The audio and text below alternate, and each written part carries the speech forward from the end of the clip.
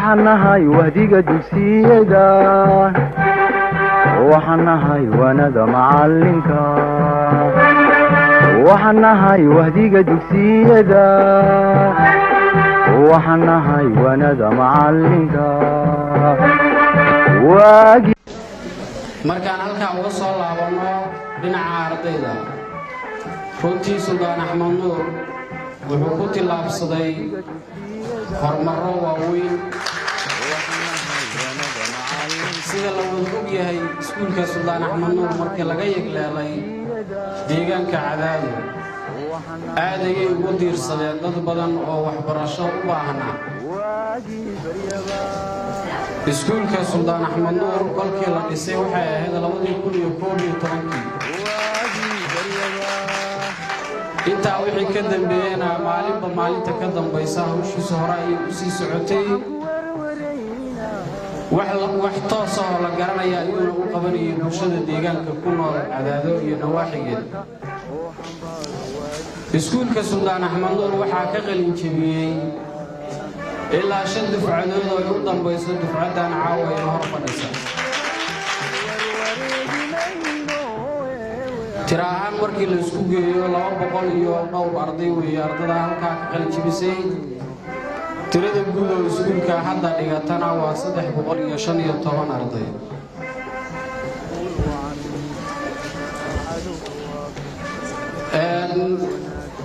waxaan leeyahay markaa reer Cadaado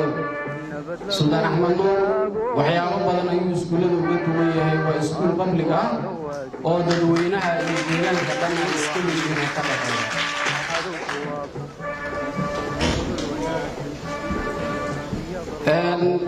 sidoo kale iskuulka Suldaan Axmed Nuur macallin aan jaamici ahayn waxba kama dhigo xilliga واسي كلا دوينا جامعته معلن عن education ahayn maba loo ogolaba inuu jeesto qorqaan halka waxa ka garan kartaan marka jiilka ka soo baxaya inuu yahay jiilkii bulshada bari bedeli lahaa maxaa yeelay macallin tayale meeshuu joogo arday tayale ayaa jooga qaar ka mid ah ardaydii ka qalin jabisay dugsiga sare ee iskuulka Suldaan Axmed Nuur waxa ay ku soo bandhigeen madasha mowduucyo ka turjumaya muhiimadda ay leedahay waxbarashadu فالمدرسة هي نبع الحنان وموطن الرجال من المدرسة يخرج بنات الأمجاد وحراس الوطن كانك بيتكلم لما قرأ وبعد القشاي أنا من قشان ربائنا فقي حي وجهت ربائنا فقي بشاي أقولنا كرفتنا ربائنا أنفع بحياي أقولت إذا ربائنا مدفقود شاي وعد وحنكم مرينا وحوق بنتلقاني تذيه بدايقيني ما كين سريو ممكن نسلاقيا دمان أبتل يسودا كسلا Secondary education and higher secondary education. All divisions of education have their own importance and benefits. aqoon-yahanadii munaasabadda ka qayb galay waxay isla qireen ahmiyadda ay leedahay in ardaydu deegaanka gudihiisa ay wax ku bartaan taasi oo sabab u noqon karta heerka aqooneed ee deegaanku inay sare u kacdo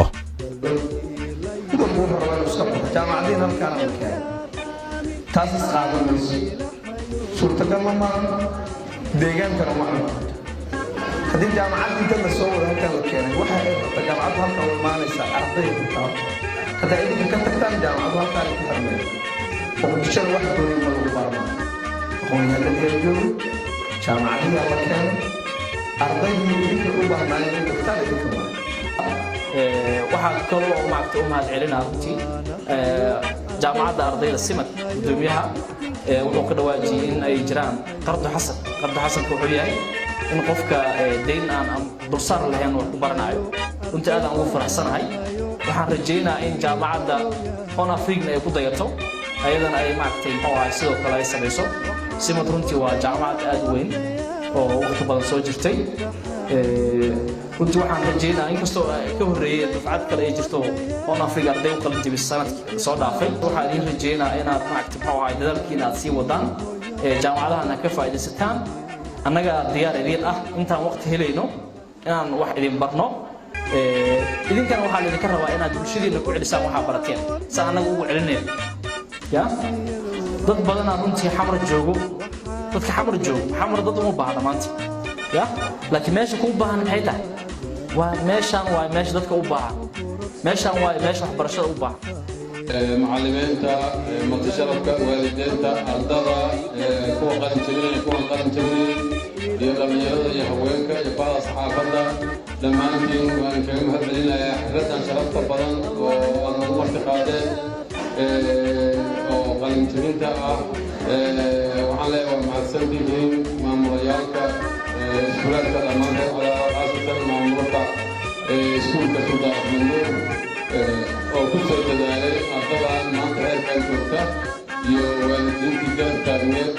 inta waxaa leeyahay waa mahadsantihiin ardadana waxaan leenahay waa mahadsantihiin horay inaad waxaa laga rabaa barashada usii wadiin oo meesha maanta aad joogtiin aad nooga haray stagekii koowaad aad joogtiin laba stage kala abiya hartay marka waxaa laga maarmaan inaad hore u socotiin maanta fursaddu way ka fiican tahay xilliyo badan oo la soo maray ama deegaanada xilliyada jooga maanta jaamacadii halkaan ay ka furan yihiin waxaana la rabaa ardada inaan loo hayaamin meel leh iyadoo kulliyadda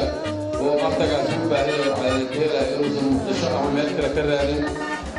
waa arrin muhiim ah oo jaamacadaha meeshaan arda ku filan helayaan haddii ardada xamar arday oo kulliyadiha haya marka barnaamijkaasi waa barnaamij muhiim ah waxaa rabaa ardada dhammaantood inay barnaamijkaas ku baraarugsanaadaan waxaan nahay waanada macalinka waxaan nahay wahdiga dugsiga